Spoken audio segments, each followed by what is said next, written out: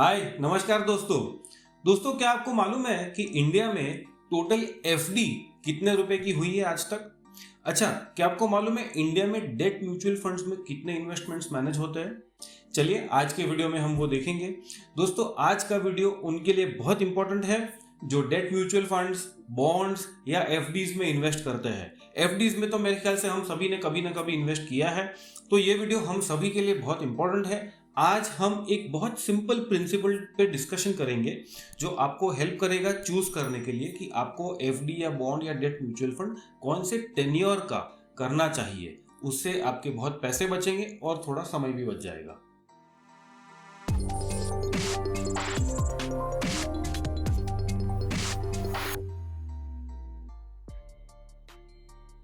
दोस्तों पहले हम डेट म्यूचुअल फंड की वर्किंग को समझते हैं कि वो काम कैसे करता है।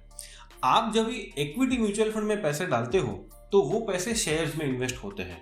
वैसे ही डेट म्यूचुअल फंड में जो आप पैसे इन्वेस्ट करते हो वो पैसे बॉन्ड्स में इन्वेस्ट होते हैं। अच्छा, इक्विटी म्यूचुअल फंड्स में उनकी कैटेगराइजेशन शेयर्स के साइज के हिसाब से होती है। Large cap, mid cap, multi cap, ये सारे टाइप के कंपैरिजन या कैटेगराइजेशन इक्विटी म्यूचुअल फंड में होते हैं। सिमिलरली डेट म्यूचुअल फंड में जो कैटेगरीज है वो डिफाइन होती है उनके इन्वेस्टेड बॉन्ड की मैच्योरिटीज के ऊपर।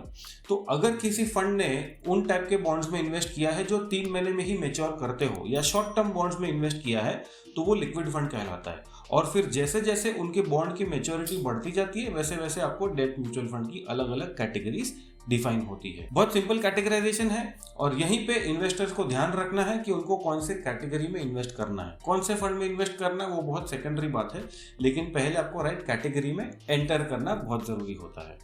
दोस्तों इक्विटी मार्केट हमें मालूम है कि इवेंचुअली ऊपर ही जाएगा और लेकिन बीच बीच में वहां पे कई साइकिल्स आती है। कभी एक्सपेंशनरी फेज होता है, कभी रिसेशनरी फेज होता है, जो हमने इतने सालों में इक्विटी मार्केट में देखा ही है। सिमिलरली इंटरेस्ट रेट में भी हमें इवेंचुअली मालूम है कि वो नीचे ही आएगा, लेकिन यहाँ पे भी इन बिटवीन कई साइकिल्स होती है जहाँ इंटरेस्ट रेट बढ़ता है और कई मौकों पे इंटरेस्ट रेट कंसिस्टेंटली कम होता है। तो डेट म्यूचुअल फंड में या किसी भी बॉन्ड या एफडी में इन्वेस्ट करने से पहले ये समझना बहुत जरूरी है कि आप उस साइकिल में अभी कहाँ हैं और उसके हिसाब से आप उस मैच्योरिटी या टेन्योर के बॉन्ड्स या म्यूचुअल फंड्स में इन्वेस्ट करोगे। ये बहुत ही इंपॉर्टेंट कॉन्सेप्ट है और यही मुझे आपको आज के वीडियो में समझाना था कि अगर हम उस साइकिल में टॉप पे है यानी कि इंटरेस्ट रेट्स आज हाई है तो हमें हाई मैच्योरिटी बॉन्ड्स या हाई टेन्योर के डेट म्यूचुअल फंड्स में इन्वेस्टमेंट्स करना चाहिए ताकि हम उस यील्ड को लॉन्ग टर्म के लिए लॉक कर सके। और अगर वहां से इंटरेस्ट रेट कम होता है तो उन डेट म्यूचुअल फंड्स की एनएवी बढ़ेगी। उसी तरीके से अगर हम इंटरेस्ट रेट साइकिल के बॉटम पे है तो हमें शॉर्टर मैच्योरिटी बॉन्ड्स या शॉर्टर मैच्योरिटी म्यूचुअल फंड्स में इन्वेस्टमेंट करना चाहिए, क्योंकि वहां से अगर इंटरेस्ट रेट्स बढ़ेंगे तो आपके फंड्स की एनएवी कम होगी या नीचे जाएगी और उसमें भी जो लॉन्गर मैच्योरिटी के फंड्स है उसकी एनएवी ज्यादा नीचे जाएगी और जो शॉर्टर मैच्योरिटी के फंड्स है उसकी एनएवी कम नीचे जाएगी या कई बार फ्लक्चुएट होगी भी नहीं। तो अगेन ये बहुत इंपॉर्टेंट है ये समझना कि आप इंटरेस्ट रेट साइकिल में कहाँ पे है। अगर आप इंटरेस्ट रेट साइकिल में टॉप पे है तो आपको longer maturity debt mutual funds में इन्वेस्टमेंट्स करना चाहिए और अगर आप इंटरेस्ट रेट साइकिल में बॉटम पे है तो आपको शॉर्टर मैच्योरिटी म्यूचुअल फंड्स में इन्वेस्टमेंट करना चाहिए। यहाँ पे हम सबसे इंपॉर्टेंट क्वेश्चन पे आते हैं कि हम एक्चुअली उस साइकिल में आज कहाँ हैं या हम आइडेंटिफाई कैसे करें कि हम टॉप पे है या बॉटम पे है।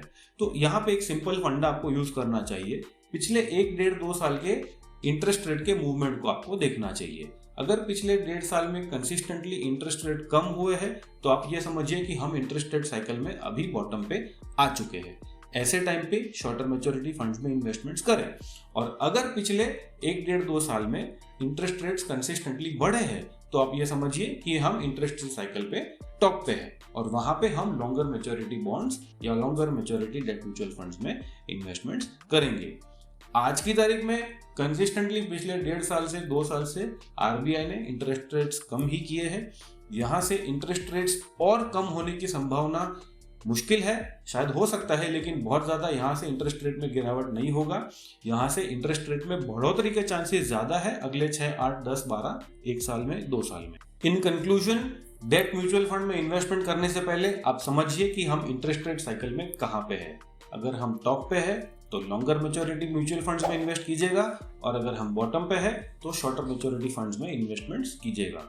दोस्तों, शुरुआत में मैंने आपको पूछा था कि आज इंडिया में डेट म्यूचुअल फंड में कितने पैसे मैनेज होते हैं।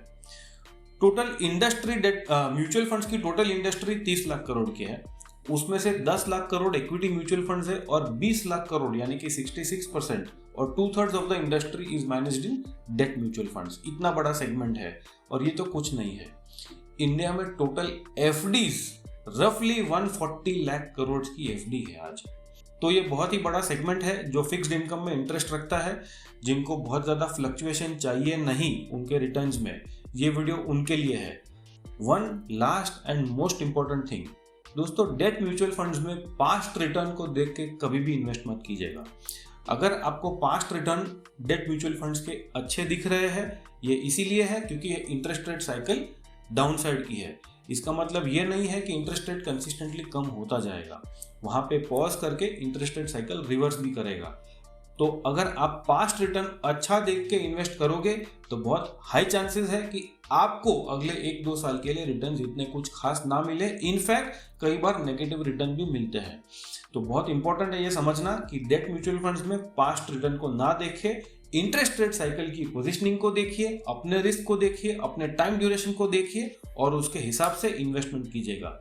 इन्वेस्टमेंट करने से पहले अपने फाइनेंशियल एडवाइजर को कंसल्ट कीजिएगा। दोस्तों, अगर आपको ये वीडियो पसंद आया हो तो इसे लाइक कीजिएगा, अपने दोस्तों से शेयर कीजिएगा और ऐसे ही एजुकेशनल वीडियोस देखने के लिए हमारे चैनल को सब्सक्राइब कीजिएगा। धन्यवाद।